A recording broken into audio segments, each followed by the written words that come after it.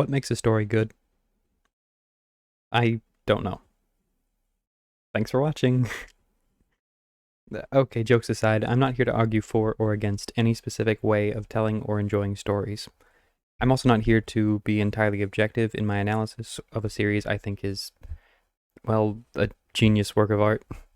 I am, however, going to do my best to make it seem like I have a relatively objective argument favoring my opinions, because that's more fun than constantly stopping to undermine myself in an attempt to be fair.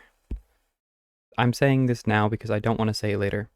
This video is going to be split about 50-50 into my own sense of humor or love for the series and why I think it should be considered good by others. Namely, I want to debunk a lot of what the fanbase seems to believe about the nature of its main protagonist, Wander, and speculate on what makes the second season specifically so incredible. So yeah, that's my pitch. If that sounds interesting, then sit back and get ready to hopefully enjoy my video on why the show Wander Over Yonder is genius.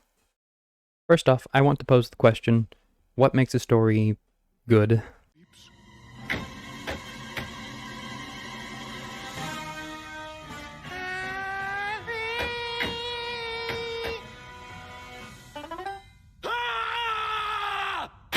I think this is an important question to ask before diving into my video, because the term good is very open to interpretation.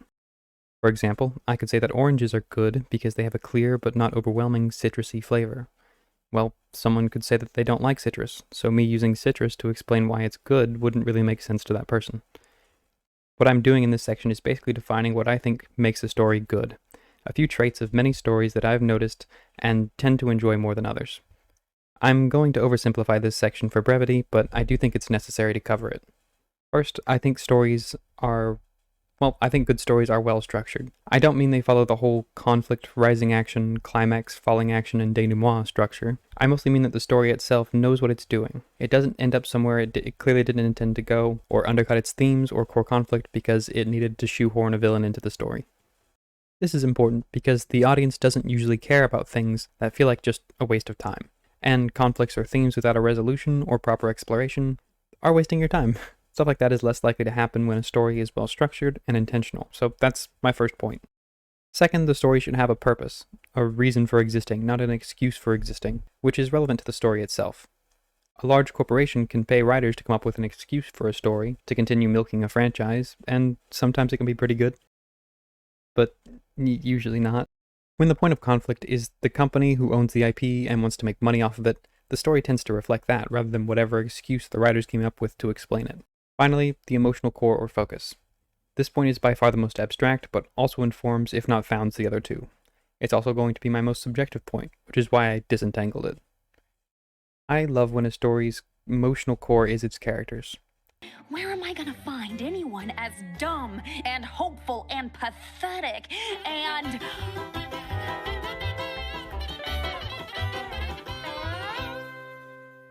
I think, at least in fiction, they are what ground us in settings we might otherwise not care to engage with or be able to make sense of. These are the three main criteria I intend to use when describing why I think Wander Over Yonder is brilliant. If you disagree with these points, I don't care. That's why I listed them, and you can disagree or think I'm wrong to believe these points are what make stories good. But this whole section is just me being as transparent as I'm able with my thought process, not stating indisputable facts. With that in mind, let's move on. Wander Over Yonder is a Disney Channel and later Disney XD show about a little orange alien named Wander and his horse-like best friend, Sylvia. The two of them live in a galaxy that's plagued by an assortment of goofy, insecure villains, the most notable being Lord Hater, and also Commander Peepers, who might be my favorite character apart from Wander and Hater. Look at you in your little hat! You are so cute I can't stand it! Train! The first season does seem a little confused, but effectively sets up a dynamic where Wander essentially defeats Lord Hater by distracting him. You see, Lord Hater is infuriated by Wander's constant attempts to befriend him, which Wander uses to stop him from conquering planets. This alone is pretty simple and expected from just about any kid's show. They can't show violence, they need the good guy to seem good, so they defeat the bad guy with their incredible goodness. I have mangled the minds of millions. I have tempted forth torrential tides of tears. I have reduced the richest of republics to rubble and ruin. Because I am the the greatest in all the galaxy!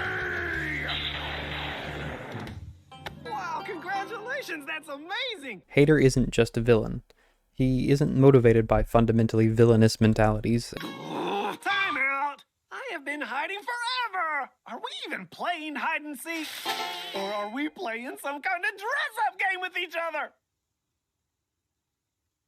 And I don't just mean he's changed to be a slightly goofier form of evil. Hater is lonely and insecure, and sets out to conquer planets to prove to himself and others that he is worth their time and attention. This makes his dynamic with Wander, someone who instantly accepts him for who he is, and even sees conquering as something that detracts from his greatness, as it's just so much more interesting.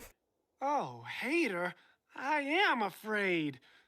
I'm afraid you aren't enjoying your birthday party.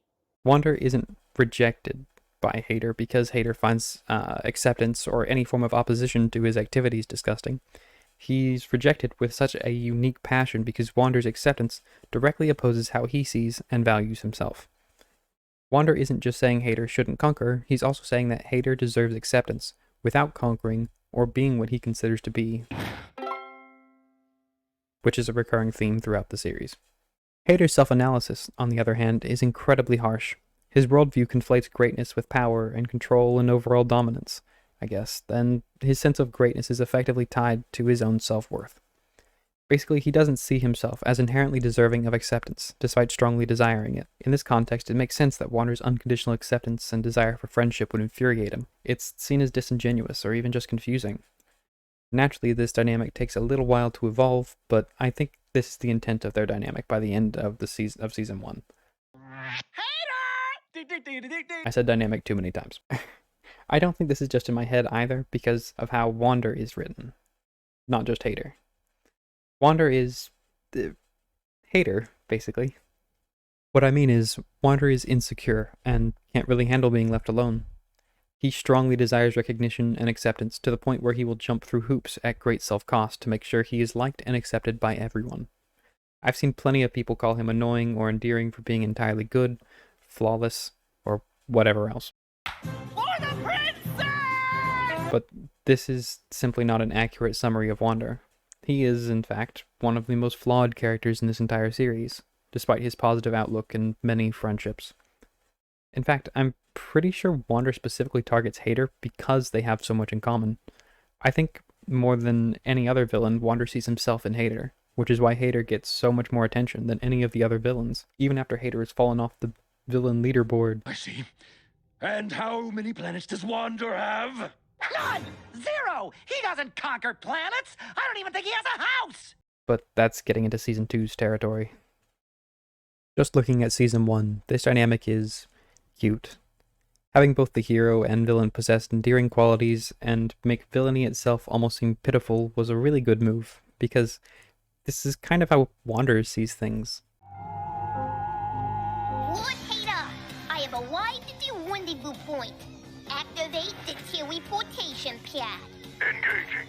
But before I do, say teleportation again. Teleportation. Wander doesn't see villains as evil things in need of being defeated.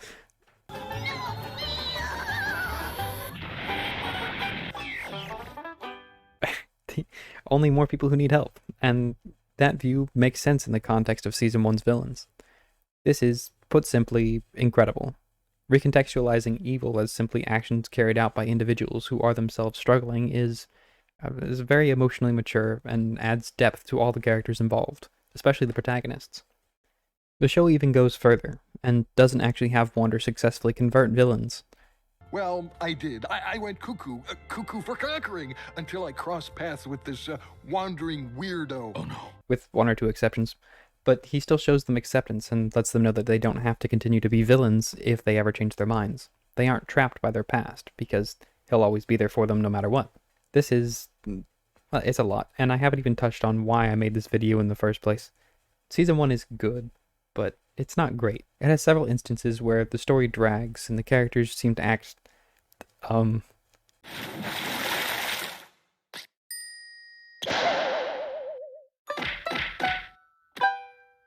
not the ship Switch remote self-destruct button. I told Lord Hater that was a bad idea.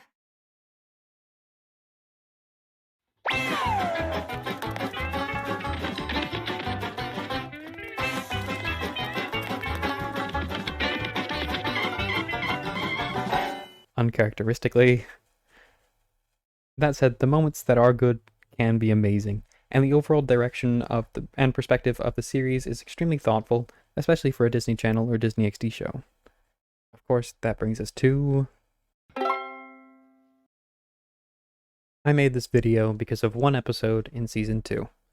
But the more I started looking at the series, I found that I had a lot more to praise about it than I initially thought. That's why this is the third full rewrite of this script, which I hope will be the last. First off, I want to praise how excellently Season 2 sets itself up.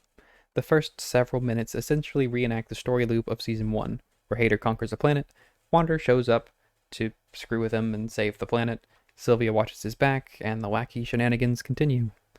Peeper sums up the story loop by saying, Nothing ever changes. The next shot is of a massive ship, clearly reminiscent of a Star Wars Star Destroyer, slowly making its way towards the planet. This new, intimidating theme plays in the background as it stops directly over the goofy characters before opening up a chamber on its underside. The first episode of the second season instantly shatters this loop, and defines itself as, at the very least, different from Season 1.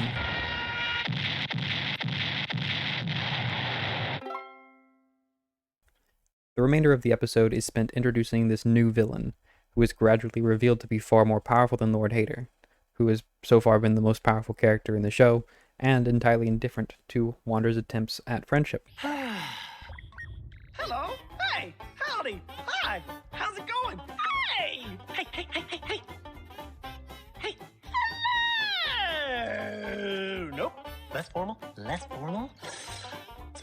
During which, we also learn that Wander is not his real name, possibly, maybe, which is, interesting.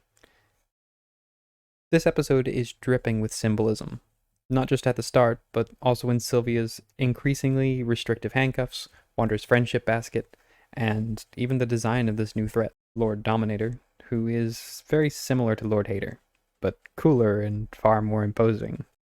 Lord Dominator. Lord Dominator? Gah! That totally rhymes with hater! What? He totally looks like... This resemblance and ability to instantly incapacitate Wander infuriates Hater, who launches an attack after being captured, only to be easily taken down. Peepers then smartly goes after Dominator's technology, echoing a quote from Lord Hater. I can't run if I want to be number one. But you can't run if you want to be number one. Which is a very small, very subtle character moment that I did not notice the first several times I watched through this series, but absolutely loved when I did. The chaos results in a wave of lava chasing the protagonists out of the ship and into a terrified heap onto the planet below. It's only after this happens that we hear Dominator's voice.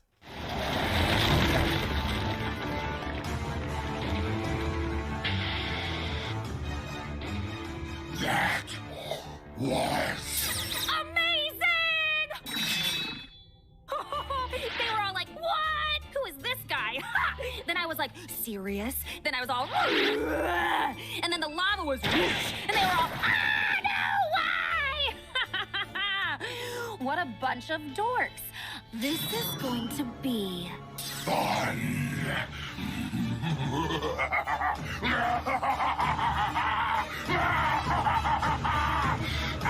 This is... oh boy, this episode after Season 1 is an absolute roller coaster. The number of twists and amount of foreshadowing are insane. The characters are more interesting and consistent. It's just amazing how well the season was set up. Now, I'm going to stop for a moment, because I'm not going to touch on every reason why this show is incredible.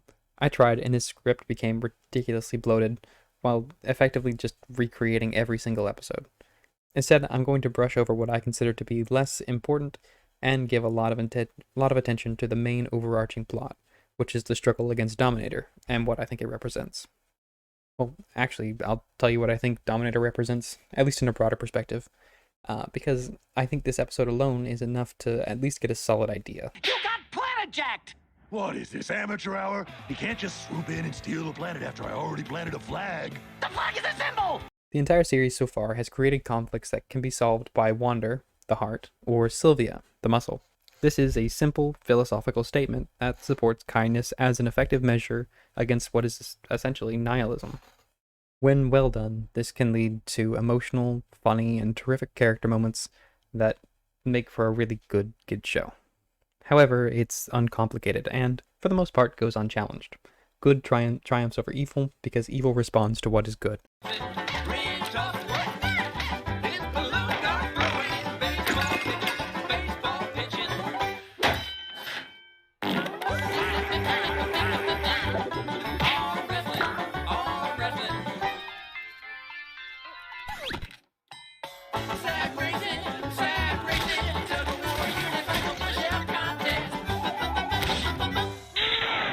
Dominator is terrifying because she is not only strong, I mean, even Hater is stronger than Wander and Sylvia, but she does not react to Wander.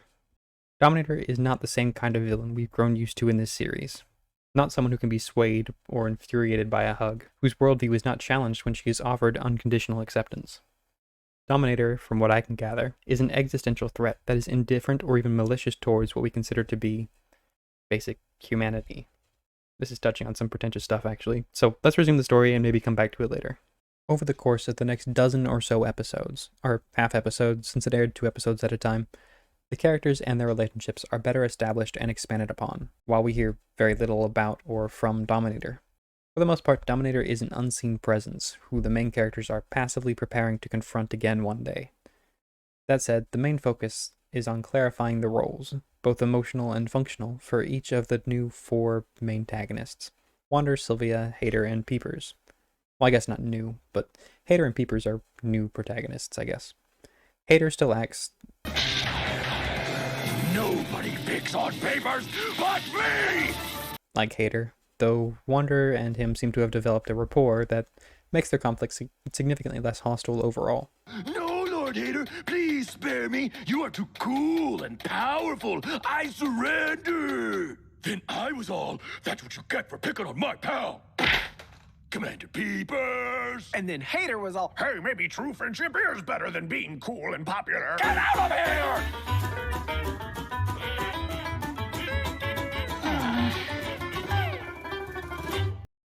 We also learn more about Hater and Peepers and how they complement each other. Peepers being strategic and intelligent, but unimpressive and not great with confrontation. Hater, on the other hand, has the ambition and power, but lacks direction and strategic ability.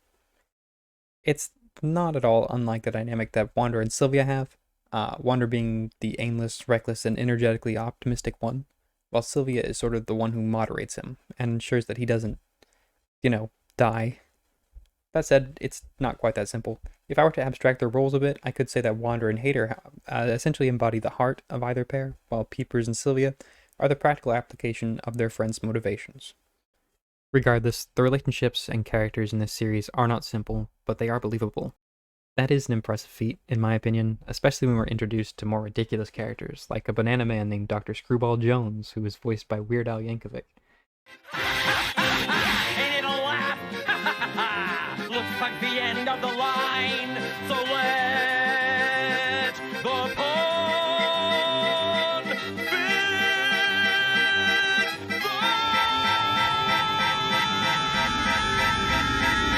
the crime. This is such a weird show. Speaking of interesting characters, Hater specifically takes center stage for the first half of this season. Of the first 27 episodes in this 40-episode season, again, each aired 2 episodes at a time, whatever. Hater takes center stage for a whopping 16 of them, and is in some way a major motivation of almost all of them. But I'm getting ahead of myself. The next episode I want to focus on is the Battle Royale, which is the 14th episode of Season 2. The episode begins with a battle. Huddled behind a rock, Wander reveals that he is responsible for this conflict. He put a candy ring at the highest point of the battlefield and told everyone that it was an all-powerful ring of invincibility. When Sylvia asks why he would do such a thing, he responded with, if Hater's gonna ask Dominator to get married, he's gonna need a ring. What? Sylvia points out some obvious flaws with this plan, to which Wander intelligently rebuts. Nah. After all, Hater has repeatedly expressed an immature but sincere interest in dating, which is something Wander and Sylvia are very aware of. In an attempt to help him realize this dream, Wander uses himself as a sort of tool to keep Hater moving in the right direction. The same distraction he normally uses to save planets from Hater are, in this scene, being used to help him get what he wants most.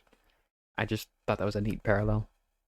It's at this point that the first villain makes it to the top. Hey, it's me. I did it. So I'm gonna get this ring now, and I'm the greatest or whatever. Wait, who are you? I'm the terrible and super mean villain. Something so and so. I'm really strong. I'm gonna use this ring to take over the solar system, or blow it up, or maybe just turn you guys into my minions or monkeys or something. Shoot, I don't know. I really should have put more thought into this. It's late. I got this cape, so. Dude, put down the ring and come back when you're better prepared. I'm really. I'm sorry. I'll just back. Sorry. Bye. With the ring immediately returned to the stand, the Battle Royale continues. Hater and Wander run into a few hitches along the way, one of which is actually Dr. Screwball Jones in a scene I find pretty funny. But after overcoming them, their ascent is abruptly interrupted by the appearance of Lord Dominator, who causes the entire battlefield to fall into silence. Well, almost the entire battlefield. Okay, calm down, D. Focus. Game face.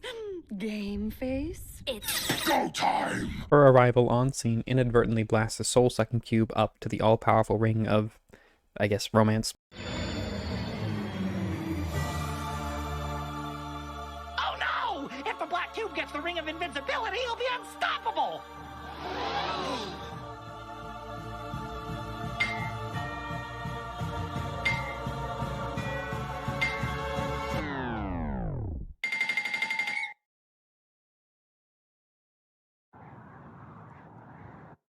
I'm just a little black cube of darkness, a little black cube of darkness. With the ring still in its place, Dominator makes her way up to it, but Lord Hater was rendered unconscious from the blast. Haiti? As she sails by and Wander's attempts to wake up Hater fail, the little orange alien sits and despairs that he will never be able to stop Dominator's plans to conquer the galaxy. Hearing Dominator's name, Hater wakes up instantly, loudly exclaims his hatred for Dominator, and flies up to meet her. What follows is a surprisingly epic fight between the two, broken up by Wander's ill-advised attempts at making this confrontation romantic. Stop it! There's got to be a better way! You two have so much in common! You both want to control the galaxy, you both want to destroy each other, you both like skulls. Let's use that as a foundation and build from there! I was totally holding back before, but now you shall know the full fury of Lord! Ow! That's super Birdie! Stop being so good! Okay, new plan. If romance won't come to the mountain, then the mountain must become romantic. One of these attempts momentarily blinds Hater, who takes a few hits before recovering. It burns! However, it's not long before both are sent plummeting down to the surface in defeat. I am Lord Hater! Not really, because Hater returns back up with his ship, and begins firing down on Dominator, who then blasts it into dust. Then Hater finally falls to the ground, surrounded by his fellow villains.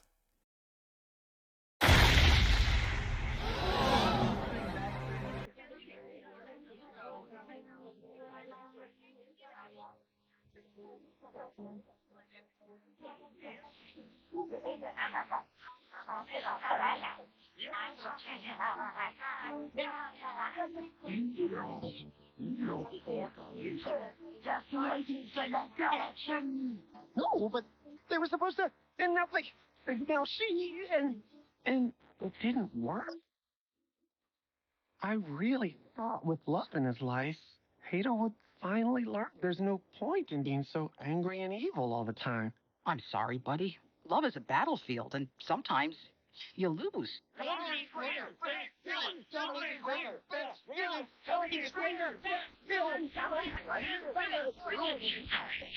Returning one last time to the fight, Hater punches Dominator with enough force to knock her helmet off and reveal that she is...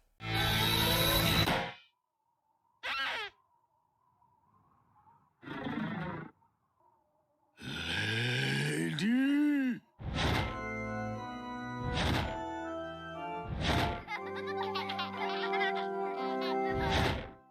Hi, you, lady. So cool.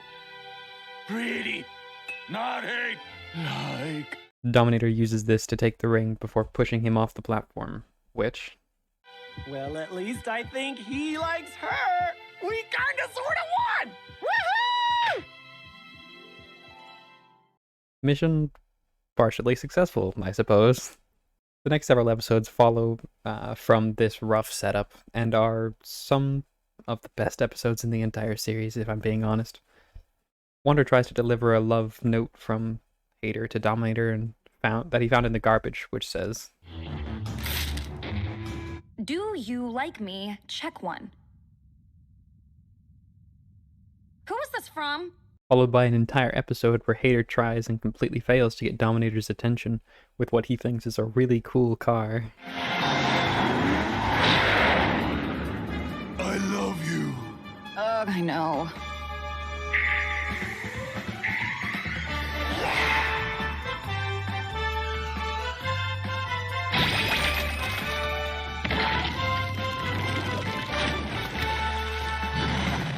A little black cube makes a comeback in an episode on depression, anxiety, and the false belief that evilness can be inherent in this universe. Because he's literally supposed to be a cube of evil, but he's actually not evil. He's just a cube. I don't know. I'm gonna cut this out.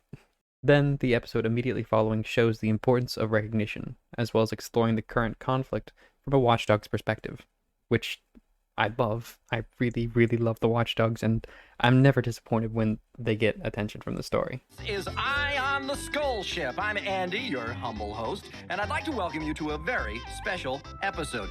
Wander and Sylvia, in a slightly darker episode, find a hidden moon surrounded by planets that Dominator destroyed, and hide there for a while. A little underground of alien creatures as well, which is neat. Notice, though, how Dominator's presence is always, there and growing, even though we haven't actually seen her in a while. We see the characters hiding from her, surrounded by the aftermath of her rampage. Even when she's not on screen, she is pretty intimidating.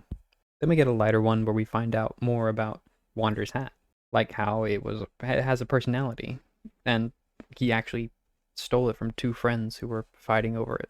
Honestly, Wander is an increasingly complex and mysterious character, and it's sad we likely won't ever learn much more about him. Hater goes out of his way to torment Wander, which results in him losing an arm, and another where Wander and Hater team up and are friends for an episode, trying to impress Dominator with Hater's band. I know it's not normal to be this fascinated by a children's series, but it's sincerely difficult to brush over a lot of these. My first script was about 4 times as long as this one, because I couldn't help but indulge in describing every episode. This one and one other are so difficult not to talk about, because it's just an amazing shift in the narrative. Wander and Hater are, at this point, unofficial friends, and I love everything about it. Next, we get a pretty funny episode about them making a cartoon propaganda for Dominator's sake.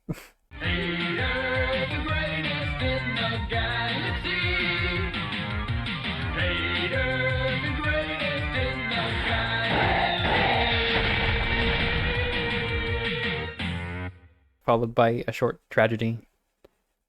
This tragedy and the other episode I just talked about are the ones that are extremely difficult not to talk about. I'm a sucker for a good tragedy, and this is a really good tragedy.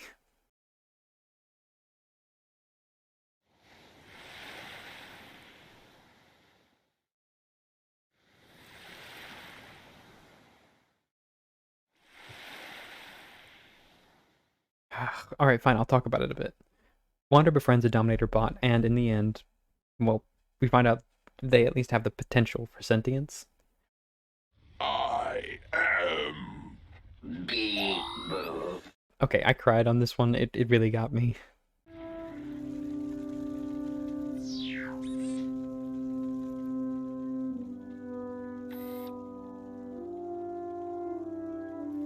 I am Whatever. Reluctantly moving on, we get an episode where we meet Sylvia's family, who express their love and pride in her by being pretty rude. I especially enjoyed how her grandmother is a bit racist towards Wander. You must have some stories about Sylvia. I don't like you. Next, we have Hater sneaking onto Dominator's ship to see if she's in a relationship with the seductive Emperor Awesome, only to find out she isn't, and is in fact more repulsed by him than she is by, quote, that idiot, Hater. Upon hearing this, Hater becomes, well... She knows my name!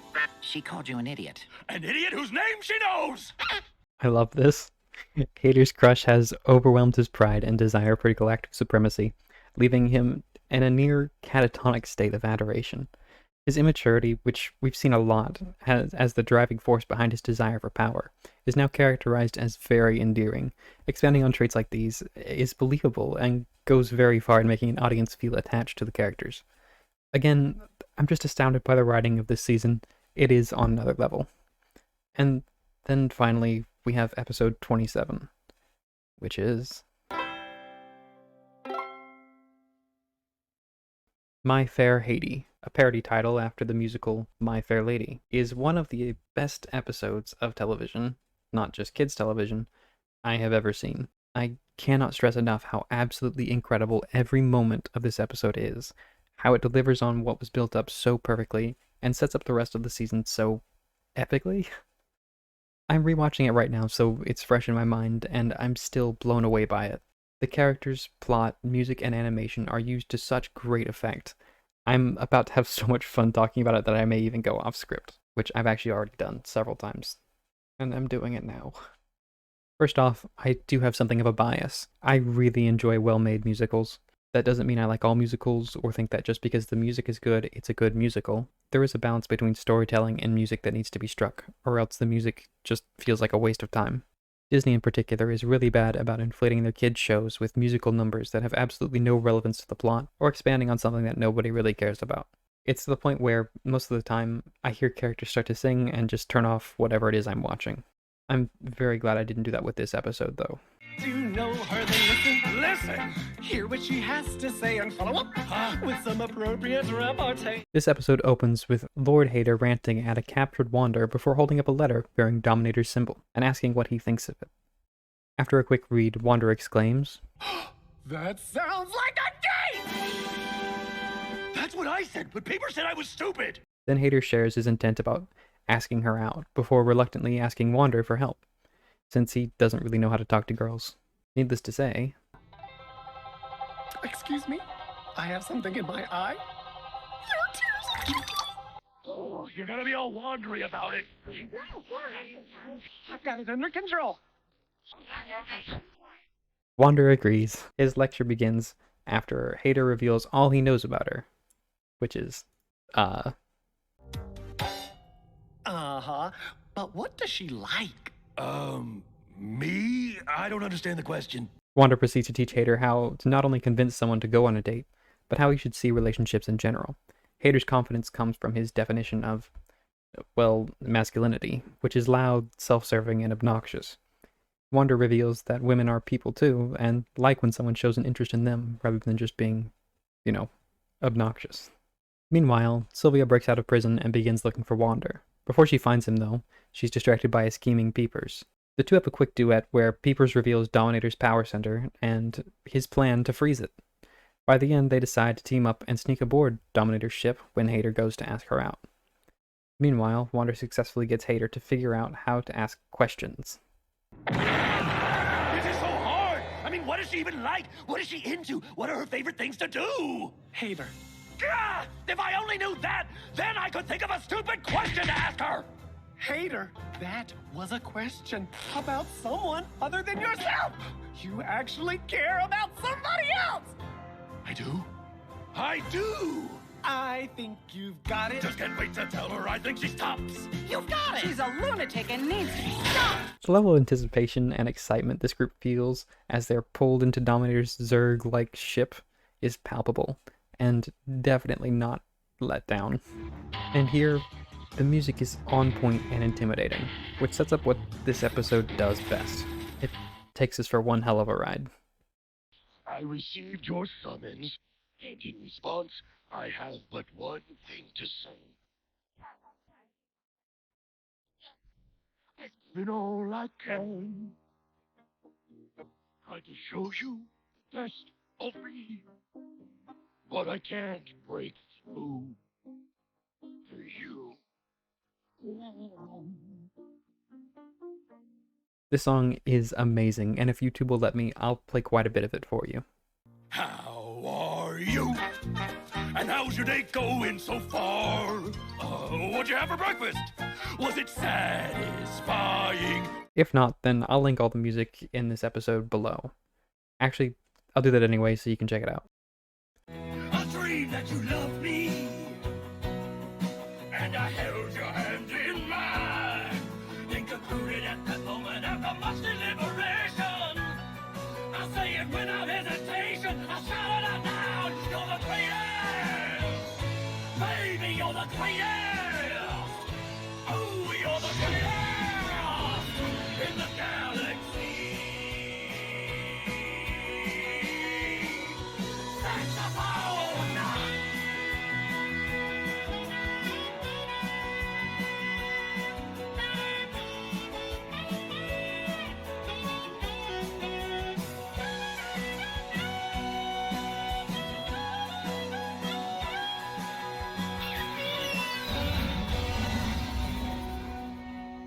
The song reaches its climax where he declares that she's the greatest in the galaxy, and ends with Hater shyly asking Dominator out on a date. Tuesday, if you weren't busy or anything, you might want to hang out or get a cup of coffee or espresso or something or whatever works for you. Followed by an immediate celebration before she has even a chance to respond, because regardless of her answer, this is honestly a really great personal victory for Hater. This celebration is interrupted by Dominator, who steps into the room wearing a robe and appears to be very confused. So Hater pitter-patters up. She reveals that it was just her armor sitting on the throne, because she was in the shower. She had apparently forgotten about their meeting, but quickly changed into her armor and sat on her throne. Wait, what? I think you mean surrender your heart, my Dudley Skull Muffin. What? Hater's the only villain who hasn't bowed down before me. I called you here to admit that I am the greatest in the galaxy. Oh, there's a whole part of the song about that. You're the greatest. Bang! So you don't want to date me?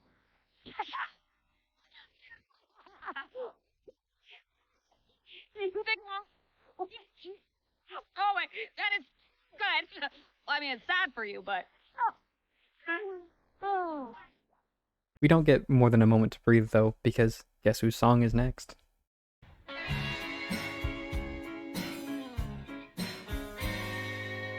I'm not the damsel in distress. I'm not your girlfriend or the frightened princess.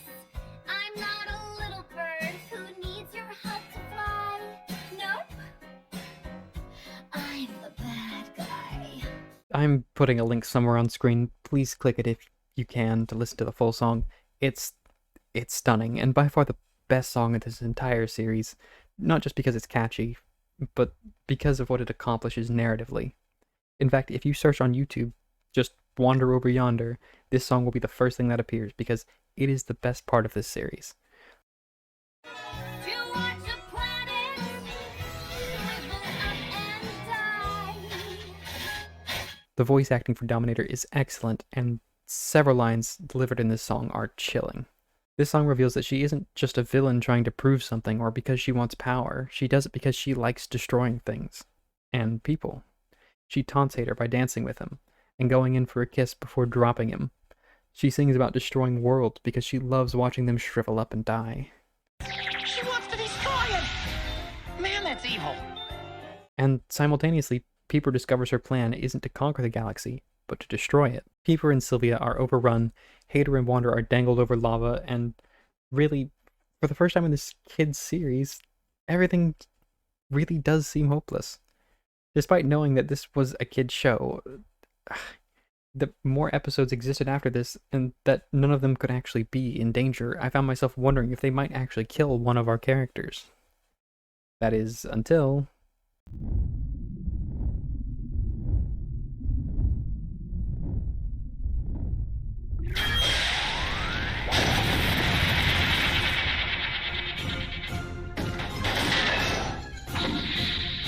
Hey, Dominator! Freeze!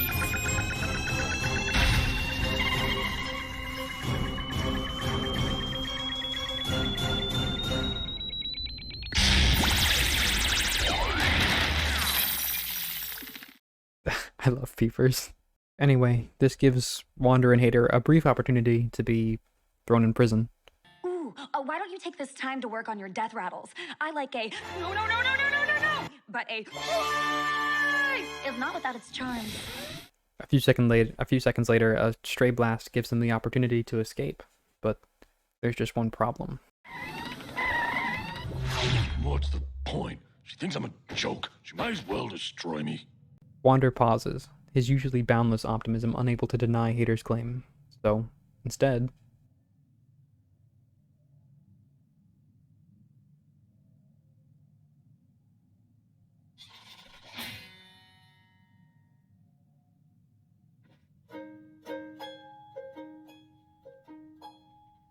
My fair Haiti, pick your chin up.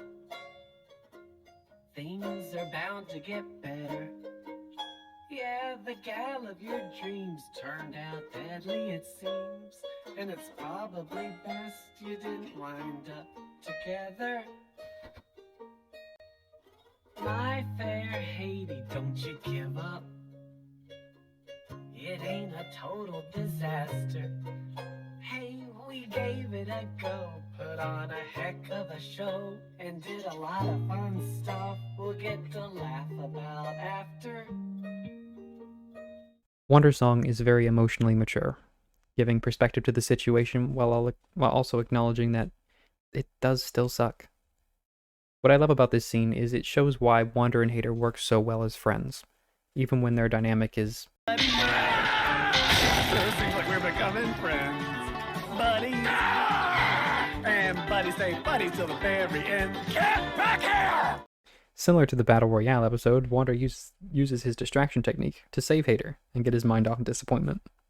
This is terrific, in my opinion, because it doesn't undercut the emotional response Hater is experiencing by making him somehow more receptive to Wander's positive worldview. It's a huge developmental episode for Hater, but one that has been thoroughly earned throughout the entire season and show. But it doesn't turn him into Wander. He's still the same Hater from Season 1, but he's more mature and aware.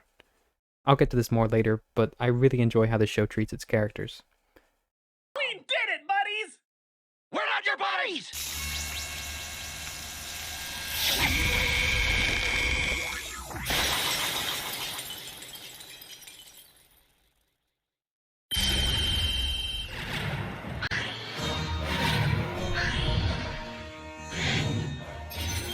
Oh man, this is so cool!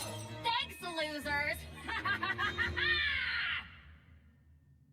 Now she's got lava and ice powers! That's it, game over. We lose. Dominator rules. This episode ends with each group of characters singing a song about who they consider to be the greatest. That vague recurring term that represents the entire central theme of this entire series. Hater resolves to stop Dominator so he can conquer the galaxy, and... Enough with the singing already! Obviously, I'm the greatest! Besides, show's over. The next series of episodes are smaller and largely deal with the indirect consequences of Dominator's rampage throughout the galaxy. Wander and Sylvia are seeking out different ways to stop Dominator. Hater and Peepers get stuck in a tiny suburban planet across the street from an antagonistic Emperor Awesome and engage in a petty squabble for power. Because that's literally all villains do in this galaxy before Dominator shows up.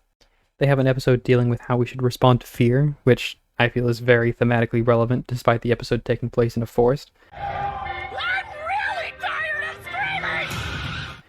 screaming! It is actually pretty terrifying for a kid's show, if I'm being entirely honest. A horrifying example of Wander's obsessive need to help everyone, even at an incredible, unnecessary personal cost.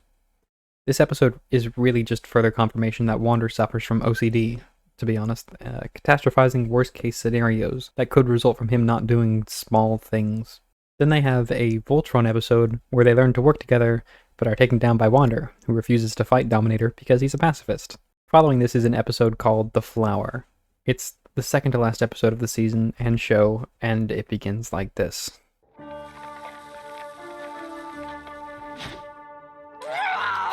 Flapdrats and Dominator won't fold right. Grab darn map, destroying the entire galaxy. She can't be stopped. She's too powerful. There's no hope.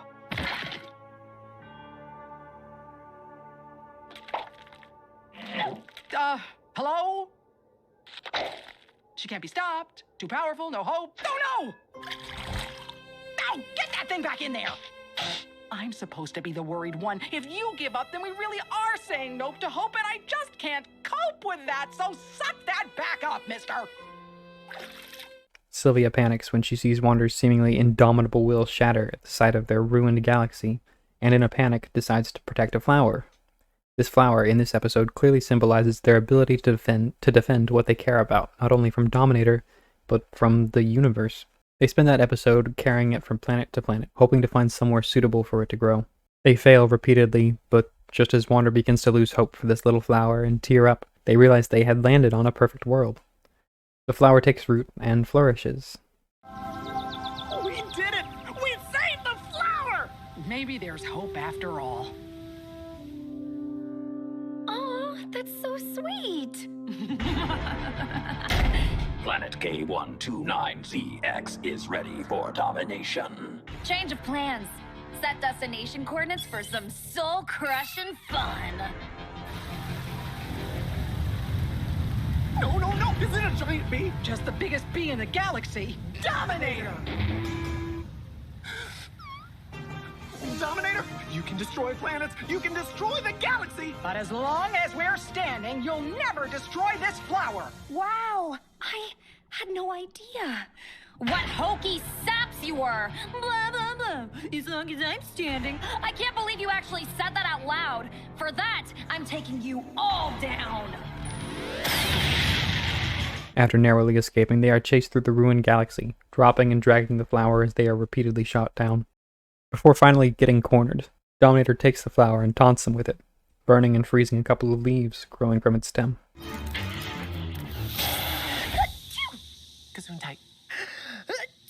Gesundheit again.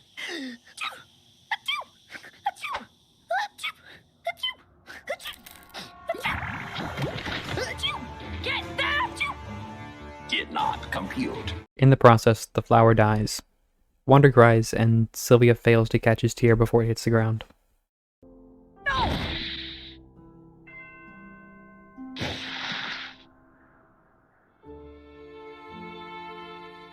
Wander then states that he's just sad, and that being sad doesn't mean he's given up hope.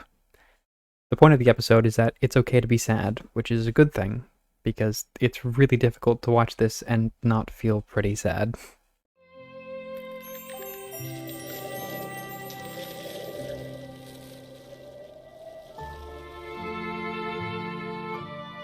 Wander, I promise, we'll stop Dominator and we'll figure out a way to restore this galaxy. You think? I sure hope so.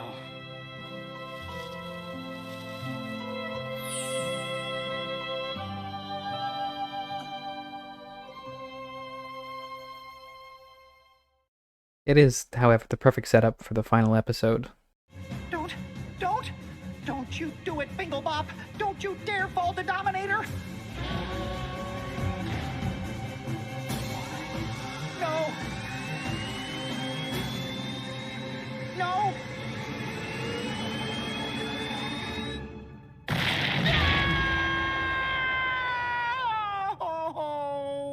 She did it! Dominator destroyed every single planet in the flarpin' galaxy! I have one significant critique or at least recommendation for this episode, which is entirely unfair and impossible to pull off in a kid's show, but I'll share it after I tell you what it's about. Basically, Dominator destroyed every planet in the galaxy except the one that Wander and Sylvia found earlier in the season, which has become a hideout for all the new homeless rulers and friends of Wander and Sylvia. Hater, after watching the last planet fall, what they think is the last planet fall, does extensive research to find Wander's hidden planet and sets out to conquer it. Oh, great. We will use Wander as a distraction in order to conquer the planet, turning our greatest weakness into our greatest strength. This was unexpected for me. I didn't think a kid's show would be allowed to depict genocide, but here we are, I guess. As the remaining survivors gear up to destroy Dominator, Wander finds his usual optimistic approach to be less than popular. He doesn't want to destroy her, but since no one, not even Sylvia, will listen to him, he heads out on his own to meet with Dominator. What follows is a pretty revealing scene. Dominator has fallen into a depression now that there are no planets left to destroy, and doesn't really want to start over in a new galaxy. But that means starting from scratch, meeting a bunch of new people, figuring out the right way to crush their spirits. Ugh. Dominator then sees Wander coming to meet her, and welcomes him.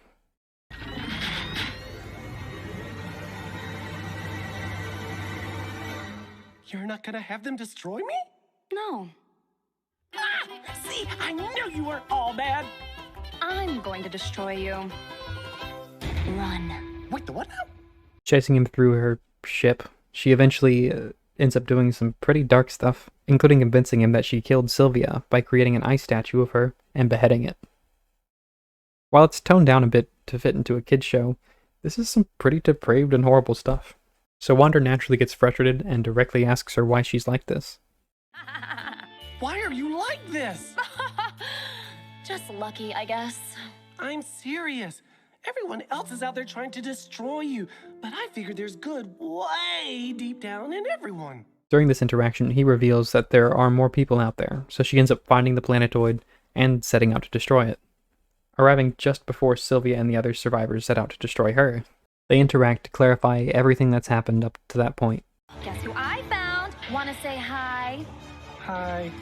Wander! Oh, thank crap you're still okay. I was so worried about you. I was worried you'd be worried. Well, I was worried that my worry would worry you. I was worried you'd be Ugh, enough! You should all be worried.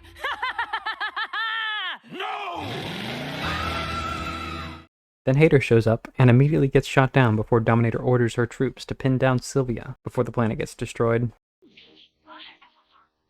Destroy your best friend and I want you to cry.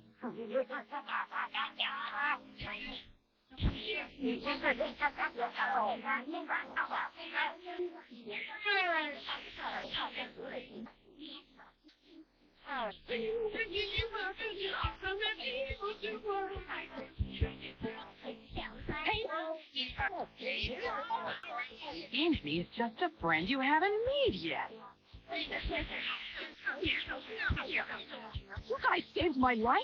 Don't get used to it. This is a one-time stop the bad guy thing. In swoops Hater to save Sylvia.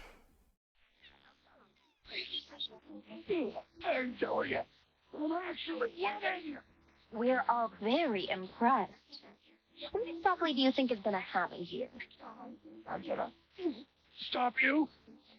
Please, even if you could, you'd still be a joke. The lamest in the galaxy. Just a dopey, self-centered jerk that nobody has ever or will ever respect.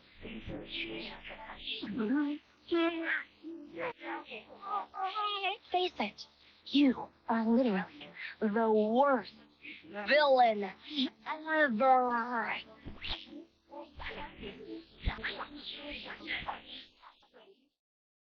Hate's great. Best villain. Hate's great. Best villain. Hate's great. Best villain. Hate's great. Best villain. Some psychological warfare resulting in the entire planet cheering Hater on, which inspires him to push the drill up and through Dominator's ship, confusing her army and pinning her inside.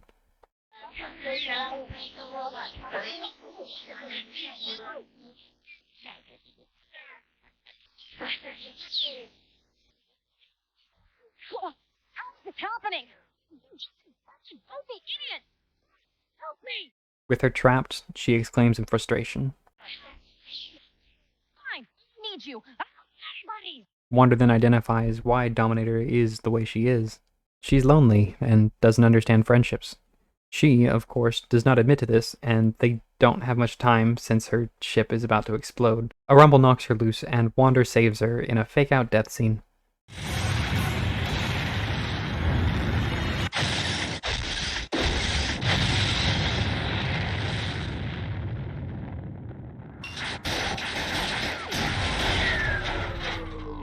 Wander offers her friendship, and she hesitates.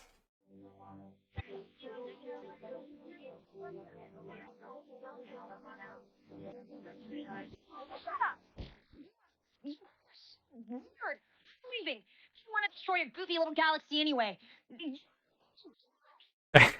While this seems kind of like a loss, I'd like to point out that this is the first time Wander or anyone successfully gets in her head. I think future seasons would have further explored and developed her character, but I guess we'll never know. I really thought I could make a new friend. I think you may just yet. The galaxy! A galaxy of new planets. To me. To conquer. Starting with this one!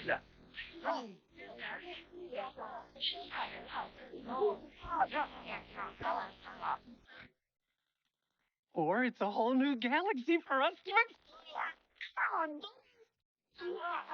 What's your belief? Nothing ever changes.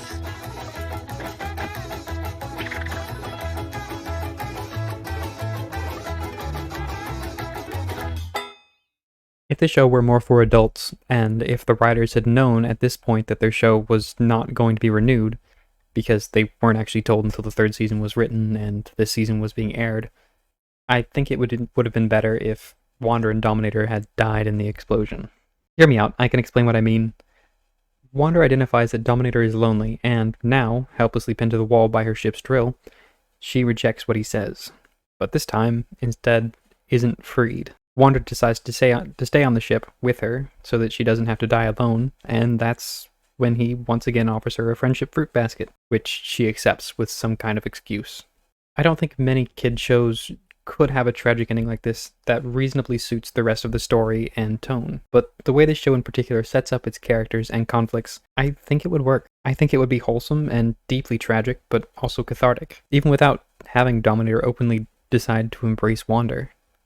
It's not like this show hasn't touched on tragedy and even death before. And there are several moments when Wander shows that he would rather die than not be there for someone who might need him. Dominator is stubborn, but yeah, we see her dissatisfied with how her little robots react or celebrate her victories. She wants them to be friends, but dislikes not having control, so it would make sense that Wander staying with her might be confusing, but appreciated. To be clear, I think this ending works because the show does have more depth than it gets credit for. With a few exceptions. It doesn't shy away from the legitimate philosophical oppositions to Wander's perspective, and doesn't condescend when it comes to topics like depression or loneliness. It's far from my favorite story, but it's one that I really appreciate, one that I think is too often remembered for its many, many gags and funny deviations from tropes, and rarely for the more heartfelt story at its center. That's why this video exists. That's all, I guess. Thanks for listening to me gush about a kid's show for, oh my god, too long. I'll be back again someday with a video about something else, so subscribe if you're interested in seeing that. I still don't have I still don't have, and I don't have any credits or advertisements, so yeah, goodbye. That's all. I'm sorry for sounding, whatever. Goodbye.